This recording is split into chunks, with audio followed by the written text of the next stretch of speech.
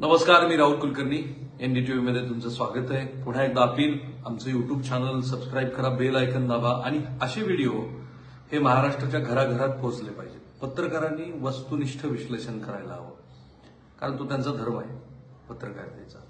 आणि म्हणून मी जो आता मुद्दा टॅग केलाय की आहेत शरद पवार, तरीही यातला जो पहिला भाग आहे ना, तो महायुतीच्या मंडळींना अजिबात आवडणार नाही.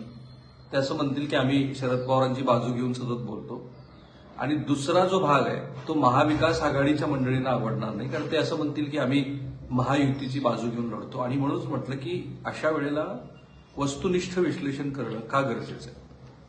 तुम्ही शरद पवारांची कोणतीही सभा बघा यावेळेची, कोणत्याही इतर राजकीय नेत्यापेक्षा इन्क्लुडिंग पंतप्रधान नरेंद्र मोदी, शरद पवार यांच्या सभेतला जो लाईव्हलीनेस आहे तो कुणाच्याच सभेमध्ये नाहीये. आणि तो जिवंत आहे. त्याचं आणखीन लक्षण म्हणजे जेव्हा दिलीप वळसे पाटील यांच्या संदर्भामध्ये गद्दार असा उल्लेख करत शरद पवारांनी यांना पाढा पाढा पाढा असं जे 3 वेळेला म्हटलं, त्याच्यानंतरचा जो काही भाव होता लोकांचा, त्याच्यात प्रचंड अशी उत्स्फूर्तता होती. सांगली जिल्ह्यामध्ये पण काल शरद पवारांची जी सभा झाली, त्या सभेमध्ये शरद पवार काय बोलतात ह्याकडे लोकांचं लक्ष लागून राहिलेलं होतं. महाविकास आघाडीतल्या इतर 2 घटक पक्षापेक्षा, कारण इतर 2 घटक पक्षामध्ये माझ्या मते उद्धव ठाकरे यांची भाषा, बोलणं याच्यात नवीन काहीच नाहीये. ते जे बोलतायत ना, ते लोकांना अपील होत आहे. त्यांच्याबद्दल त्यांचा पक्ष चोरला आणि महायुतीमध्ये असलेली लोकांची जी काही नाराजी असेल त्याचं प्रतिबिंब उद्धव ठाकरे यांच्या सभेमध्ये पडतं. काँग्रेस पक्षाची गंमतच आहे. काँग्रेस पक्षाला कधी हे कळेल की संविधान सारखा मुद्दा हा महाराष्ट्रामध्ये त्याचा आत्ता रिलेव्हन्स नाहीये. महाराष्ट्रामध्ये आता सोयाबीनचा रिलेव्हन्स आहे, महाराष्ट्रामध्ये कापसाचा रिलेव्हन्स आहे, महाराष्ट्रामध्ये दुधाचा रिलेव्हन्स आहे, महाराष्ट्रामध्ये वाढती महागाई त्याचा रिलेव्हन्स आहे.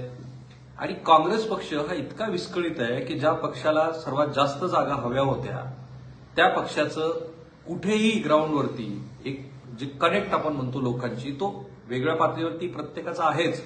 जसं अमित देशमुखांचा शहरमध्ये आहे, लातूर शहर, धीरज देशमुखांचा लातूर ग्रामीणमध्ये दिसतो. तो काँग्रेस पक्ष म्हणून नाहीये.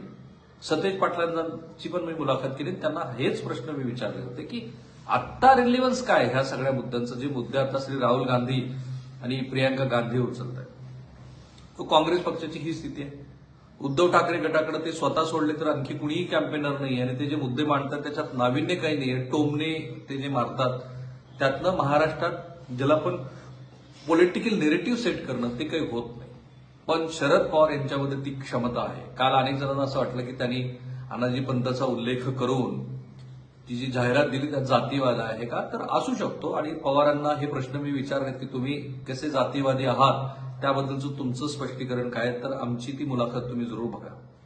पण जेव्हा कटेंगे तो बटेंगे हा जो नारा तुम्ही देता, तेव्हा ते धर्मावर आधारितच विभाजन असतं.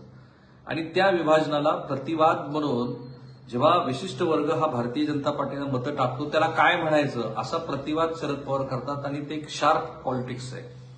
शरद पवारांनीच त्यांच्या भाषणातनं अनेक वेळेला भारतीय जनता पार्टीला योग्य त्या पद्धतीचा प्रतिवाद केलाय, महायुतीला प्रतिवाद केलाय. आता काल त्यांना साताऱ्यामध्ये पत्रकारांनी प्रश्न विचारला की तुम्ही भुजबळांच्या बद्दल असं म्हणता की भुजबळ गद्दार आहे, दिलीप वळसे पाटील गद्दार आहे, मकरंद पाटील गद्दार आहे, मग अजित पवारांबद्दल तुम्ही असं का बोलत नाही. तेव्हा त्यांनी उत्तर दिलं की मी बारामतीत जेव्हा जाईन तेव्हा त्याचा प्रतिवाद करेल. म्हणजे आपली जी शेवटची सभा आहे त्या सभेपर्यंत शरद पवारांचं नियोजन ठरलेलं आहे. आणि त्याप्रमाणे ते टप्प्याटप्प्याने आपले मुद्दे महाराष्ट्रासमोर मांडत चालले. आता पवारांनी उपस्थित केलेल्या मुद्द्यामध्ये ते लाडकी बहीण ही महाराष्ट्राला फिजिबल नाहीये असं हळूहळू सांगायला लागले. महाराष्ट्रातल्या अनेक मतदारांना वाटतं की हे चुकीचं आहे की टॅक्सपेअरचा पैसा, ज्या राज्याचं अशा पद्धतीचं कल्चरच नाहीये त्या राज्यामध्ये अशा पद्धतीनं पैशाचा वापर राजकारणासाठी का. तो सुरुवातीला पवारांच्या टीमनी याला प्रतिवाद नाही केला. ते असं नाही म्हणाले की ही योजना चुकीची आहे. उलट जयंत पाटील जे काही अर्थमंत्री होते त्यांच्याकडे त्यांनी ढकलून दिलं. आणि जयंत पाटलांनी महाराष्ट्राला सांगायला सुरुवात केली की आपण उत्पन्नाचे स्रोत वाढवू आणि त्यातून लाडक्या बहीण योजनेला आपण पुढे गती देऊ. आता शरद पवार असं म्हणतात की महाराष्ट्रात सरकार आलं तर आम्ही या योजनेचे काही निकष बदलू. म्हणजे लाडक्या बहिणीला सुद्धा त्यांनी व्यवस्थित प्रतिवाद केला. महिलांची सुरक्षा हा प्रश्न आहे, परंतु त्यांच्या अजेंड्यावरती मुख्यत्वे देवेंद्र फडणवीस आहेत. कारण देवेंद्र फडणवीस म्हणजेच भारतीय जनता पार्टी, आणि भारतीय जनता पार्टी ही सिंगल लार्जेस्ट पार्टी म्हणून जर महायुतीमध्ये आली, त्यांना जर 80-90 जागा मिळाल्या, तर महायुतीचं सरकार पुन्हा येणारच आहे. आणि अशा वेळेला जर त्यांचा प्रॉस्पेक्ट कमी करायचा असेल तर थेट देवेंद्र फडणवीस भारतीय जनता पार्टीला टीकेवर ठेवलं पाहिजे, हे त्यांनी ओळखलं. आणि मराठा समाजाचा आत्ताचा एक महत्वाचा चेहरा म्हणून ज्या एकनाथ शिंदे यांच्याकडे बघितलं जातं, त्याच्यावरती ते कमीत कमी टीका करताना दिसतात. म्हणजे मला तर आठवतच नाही की त्यांनी ज्या पद्धतीनं उद्धव ठाकरे यांनी एकनाथ शिंदे यांच्यावरती वैयक्तिक स्वरूपाची टीका केली, अर्थात तो उद्धव ठाकरे यांचा तो टीकेचा भाव आपण सगळेच समजू शकतो. पण राज्याचा प्रमुख म्हणून ते एकनाथ शिंदेबद्दल अवाक्षर बोलत नाहीत शरद पवार, किंवा त्यांच्या कारभाराबद्दल बोलत नाहीत. उलट ते कामसू आहेत, म्हणजे काम करतात अशा पद्धतीनं त्यांनी त्यांचा उल्लेख केलेला आहे. शरद पवारांची ही जी स्ट्रॅटेजी आहे ती उमेदवार निवडीपासून, मला आठवतं की लोकसभेचा निकाल आल्याबरोबर शरद पवारांनी बारामतीचा दौरा केला, तिथे दुष्काळाची पाहणी केली. म्हणजे ती दुष्काळाची पाहणी असेलच, पण त्यासोबत उमेदवारांची चाचपणी होती. परिणाम हर्षवर्धन पाटील आज त्यांच्याबरोबर आहे, परिणाम समरजित सिंग घाटगे आज त्यांच्याबरोबर आहे, परिणाम त्यांना प्रत्येक मतदारसंघामध्ये कुठे ना कुठेतरी उमेदवार मिळालेले आहेत.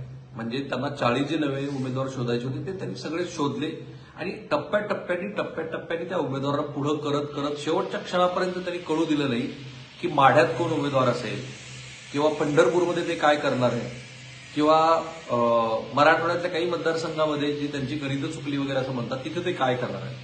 ही पवारांची महत्वाची बळकट बाजू आहे. म्हणजे महाविकास आघाडी ही फक्त आणि फक्त पवारांच्या खांद्यावरती आज पूर्णपणे उभी आहे असं आपण म्हणू शकतो. पवार आज या वयामध्ये इतक्या सभा घेत आहेत, त्यांची तुलना इतर कोणत्याही नेत्याबरोबर केली तर आपल्या लक्षात येईल की शरद पवार यांच्या इतकं कष्ट आज महाविकास आघाडीमध्ये कोणीच घेताना दिसत नाही. महायुतीचा प्रत्येक नेता हा शरद पवार यांच्याबरोबर त्यांच्या एवढ्या सभा आणि मुद्दे मांडतो आहे. सगळ्यांचं महायुतीचं लक्ष असेल ते शरद पवार काय बोलतात, कारण शरद पवारांच्या प्रत्येक गोष्टीला प्रतिवाद केला जातो आहे महायुतीकडून.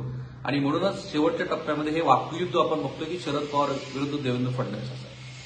पण आता एवढं सगळं सांगितल्यानंतर सुद्धा मी जे म्हणालो की शरद पवार आहेत, तरीही त्याचं कारण आहे की जे उदाहरण शरद पवार सांगतायत की पूर्वी 55 आमचे आमदार निवडून सोडून गेले मला, आणि त्यातला एक वगळता बाकी म्हणजे एकच राहिला आणि बाकीचे सगळे निघून गेले, पण सगळेचे सगळे नवे देऊन मी पुन्हा निवडून आणले.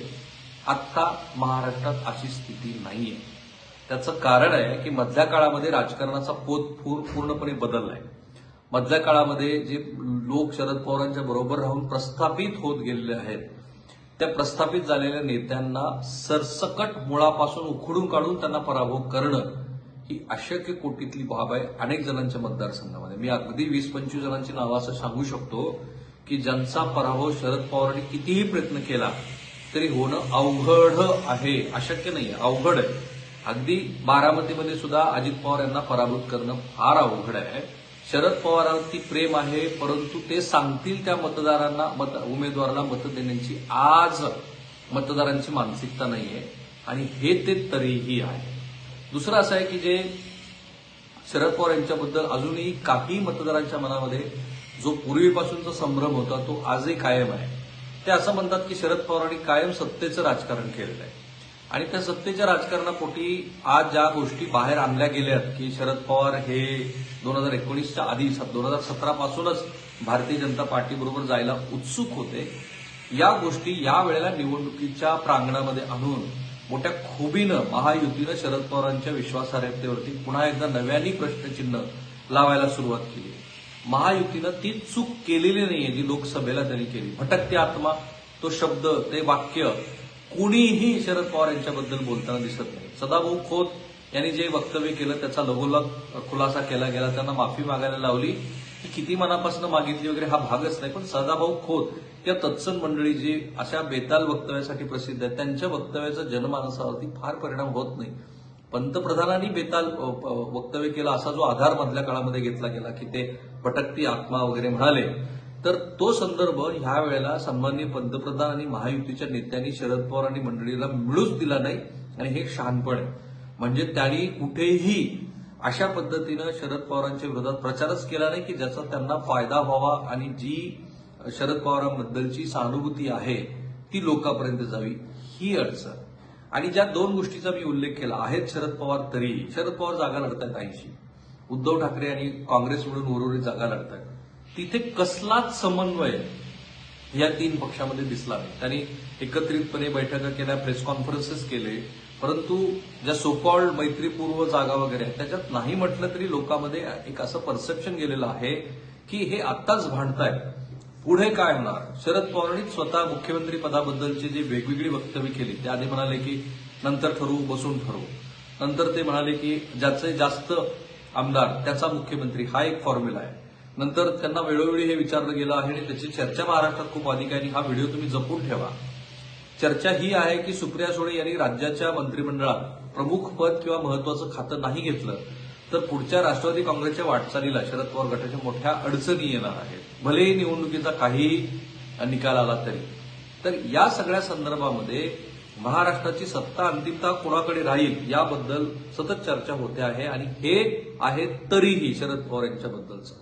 म्हणून मी म्हटलं की शरद पवार यांच्याबद्दल इतक्या सगळ्या पॉझिटिव्ह फॅक्टर्स असताना सुद्धा जे लोकसभेला झालं, शरद पवारांचा स्ट्राईक रेट 80% आला, तसा स्ट्राईक रेट यावेळेला येण्याची शक्यता कमी आहे.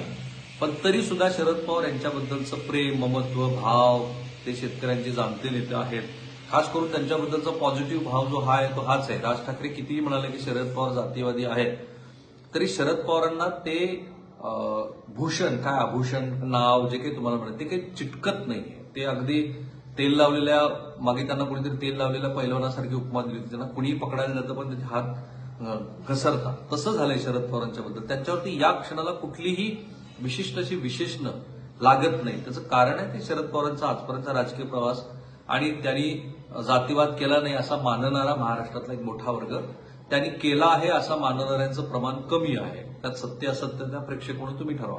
तर या ज्या गोष्टी आहेत ना, ह्या शरद पवारांच्या बरोबर असून सुद्धा, शरद पवार आज निवडणुकीच्या प्रांगणात रिंगणात असून सुद्धा, तेच महायुतीचा एक खंबीर तंबू असून सुद्धा, तीच त्यांची स्ट्रेंथ असून सुद्धा आज या क्षणाला कुणीही असा दावा करू शकणार नाही की महाराष्ट्रामध्ये 2024च्या विधानसभा निवडणुकीनंतर महाविकास आघाडीचं भरघोस मतांनी सरकार येईल. भरेही माझ्यामध्ये महाविकास आघाडीला आजही यश आहे. शरद पवार रिंगणात असून सुद्धा प्रत्येक मतदारसंघामध्ये उमेदवार कोण हे लोक बघतायत. शरद पवार निवडणुकीच्या रिंगणात असून सुद्धा 30-35 विधानसभा मतदारसंघामध्ये जी झालेली बंडखोरी आहे ती निर्णायक आहे. महायुतीनं आणलेल्या ज्या वेगवेगळ्या योजना आहेत त्या योजना महत्वाच्या ठरल्या. त्याच योजनेच्या जोरावरती महायुती ही आपल्या साठी मत मागते आहे आणि ते नेरेटिव्ह महायुतीनं सेट केलेलं आहे, ज्याच्या भोवती महाविकास आघाडीला प्रचार करावा लागला. थांबूया आपण इथे. हे मुद्दे महत्वाचे आहेत. त्याच्यात काही जणांना असं वाटलं की रिपिटेशन होईल, पण ते रिपिटेशन यासाठी आवश्यक आहे की हेच मुद्दे महाराष्ट्राच्या विधानसभा निवडणुकीचा अंतिम निकाल लावणार आहेत. म्हणून आमचं युट्यूब चॅनल सबस्क्राईब करा, बेल आयकॉन दाबा आणि अधिकाधिक लोकांपर्यंत हे व्हिडिओ पोहोचतील असं बघा. कारण इतकं तटस्थ मी खात्रीने सांगतो तुम्हाला की कुठेही विश्लेषण बघायला मिळणार नाही. हल्ली याची तर बाजू घ्या आणि त्याची तर बाजू घ्या आणि कर्कशपणे बऱ्याच वेळेला खोट्या गोष्टी महाराष्ट्राला सांगत राहा, आता स्थायी व्हायला आहे. थांबूया आपण.